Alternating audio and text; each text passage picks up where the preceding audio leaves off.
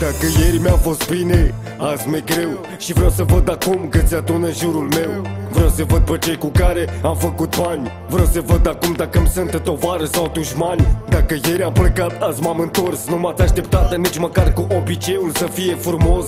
Timpul a trecut toate pe dos. Cât de perversă poate fi lumea când de jos.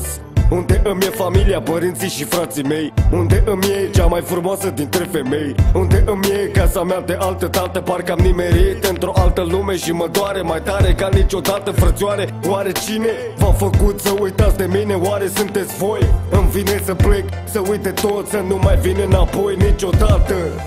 Nu pot stăpâni o lume rea.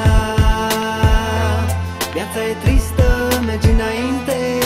Tot ce e de rău lasă în urma mea.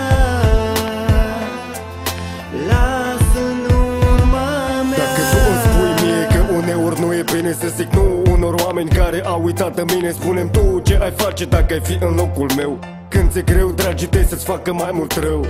Nimeni nu mi-a dat niciun telefon măcar. Dacă sunt bine, dacă mă descurc atât măcar. Dar eu trebuia să mă gândesc să-i sun, să-i întreb. Crede-mă că nici eu nu știu ce să mai cred. Oare cum te simți să fii dintre străini? Bucuros că ajungi acasă, dar tot între străini. Procedez și eu la fel, cu păcat în fața celor sfinți. Dar totuși îmi vine să îmi iau inima în dinți. Privesc în jurul meu încă nedumerit. Mă întreb încă o dată dacă e bine unde am nimerit. Dacă e casa mea aici unde am venit, sau ar trebui să plec și să uit. Nu pot stăpâni o lume rea. Viața e tristă, mergi înainte.